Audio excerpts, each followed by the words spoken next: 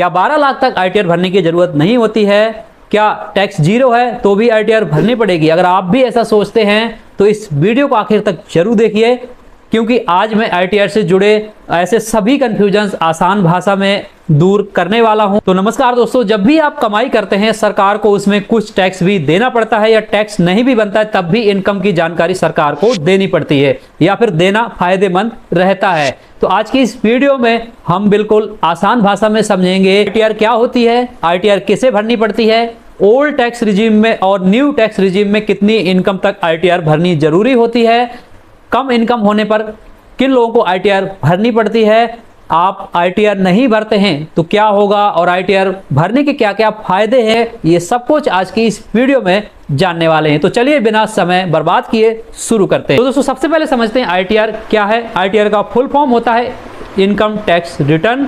आसान भाषा में कहें तो आईटीआर एक ऐसा फॉर्म है जिसके माध्यम से आप इनकम टैक्स डिपार्टमेंट को बताते हैं कि पूरे वित्त वर्ष में आपने कितनी कमाई की है, वह किन किन स्रोतों यानी किन किन माध्यमों से हुई है। अब यहाँ एक बात ध्यान रखने वाली है, बहुत लोगों को लगता है कि इनकम टैक्स देना और आईटीआर भरना एक ही बात है, लेकिन ऐसा बिल्कुल भी नहीं है। इनकम टैक्स देना अलग बात है, जबकि आईटीआर भरना अपनी आय की जानकारी इनकम टैक्स डिपार्टमेंट को देना होता है। अब जानते हैं आईटीआर किसे भरनी पड़ती है।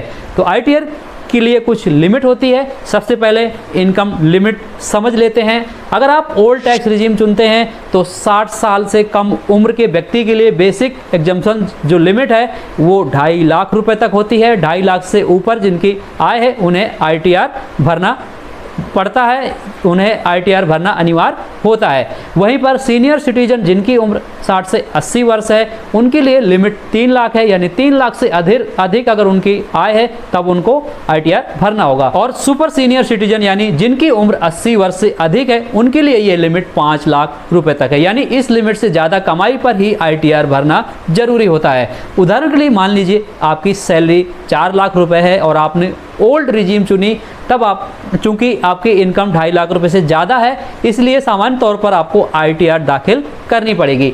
अब बात करते हैं न्यू टैक्स रिजीम की। यही सबसे ज़्यादा लोग कंफ्यूज होते हैं।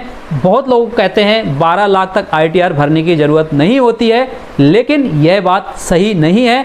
न्यू टैक्स रिजीम में बेसिक एग्जम्पशन 4 लाख रुपए है। मौजूदा नियमों के अनुसार पात्र करदाताओं को सेक्शन 87A के तहत रिबेट मिल सकती है, जिससे कुछ मामलों में लगभग 12 लाख तक की सामान्य आय पर टैक्स शून्य हो सकता है, लेकिन टैक्स जीरो होना और आईटीआर भरना दोनों अलग बातें हैं। उदाहरण के लिए मान लीजिए आपकी सैलरी 10 लाख रुपए है और हो सकता है रिबेट की वजह से आपका टैक्स जीरो हो जाए, लेकिन इसका मतलब यह नहीं है कि आपको आईटीआर नहीं भरनी पड़ेगी। आईटीआर भरनी है या नहीं यह सिर्फ टैक्स बनने या ना बनने से तय नहीं होता। कुछ लोगों को कम इनकम होने पर भी आईटीआर भरनी अनिवार्य होती है। मान लीजिए आपकी इनकम 2 लाख है, लेकिन आपने अपने विदेश यात्रा पर 2 लाख या उससे ज़्यादा रुपए खर्च किए हैं, या बिजली के बिल पर 1 लाख या उससे ज़्यादा भरे हैं, तब आपको आईटीआर भरनी जरूरी होती है। यानी सिर्फ इनकम कम देखकर ये मत मान लीजिए कि आईटीआर भरने की आपको जरूरत नहीं है, पहले ये शर्तें भी देख लीजिए।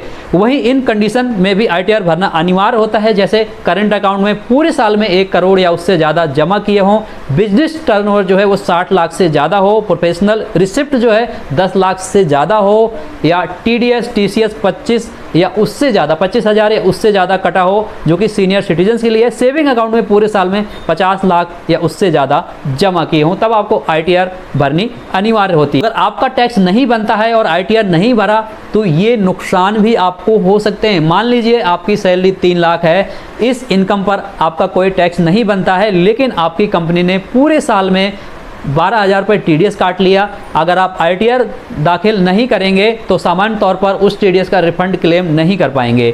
ऐसी स्थिति में आपको अपना 12,000 रिफंड नहीं मिल पाएगा, क्योंकि रिफंड का दावा सामान्य तौर पर आईटीआर दाखिल करके ही किया जा सकता है। इसी तरह अगर बैंक ने आपकी एफडी पर टीडीएस काट लिया और आपका टैक्स नहीं बनता, तब भी रिफंड लेने के लिए आईटीआर दाखिल करनी पड़ेगी। अगर आपका टैक्स बनता है और फिर भी आईटीआर नहीं भरते हैं, तब इस केस में क्या हो सकता है? अगर आपके ऊपर टैक्स बनता है और आपने समय पर आईटीआर दाखिल नहीं की तो लेट फीस देनी पड़ सकती है, बकाया टैक्स पर इंटरेस्ट देना पड़ सकता है, रिफंड मिलने में देरी हो सकती है, कुछ टैक्स बेनिफिट का भी नुकसान हो सकता है। कुछ मामलों में इनकम टैक्स डिपार्टमेंट नोटिस भी आपको भेज सकता है। अब कई लोग सोच रहे होंगे कि अगर आईटीआर भरना जरूरी नहीं है तो फिर इसे भरे ही क्यों? तो आइए समझते हैं इसके फायदे क्या हैं अगर ITR आप भरते हैं। तो चाहे टैक्स बने ना बने, ITR भरने के कई फायदे होते हैं, जैसे कि होम लोन और पर्सनल लोन लेने में आसानी होती है। वीज़ा के लिए कई देशों में ITR मांगी जाती है। आपकी इनकम का आधिकारिक प्रूफ बन जाता है। TDS या TCS का रिफंड आसानी से मिल जाता है। बिजनेस करने वालों को कई बेनिफिट मिलते हैं। आपकी फाइनेंशियल प्रोफाइल मजबूत रहती है। भविष्य में बड़े फाइनेंशियल ट्रांजैक्शन में भी आसानी रहती है। तो आखिरी तारीख का इंतजार मत करिए, समय रहते ही अपना ITR जरूर से दाखिल कर लीजिए। उम्मीद है ITR के बारे में अच्छे से समझ गए होंगे, लेकिन अभी भी कोई सवाल है तो कमेंट बॉक्स में जरूर लिखिए।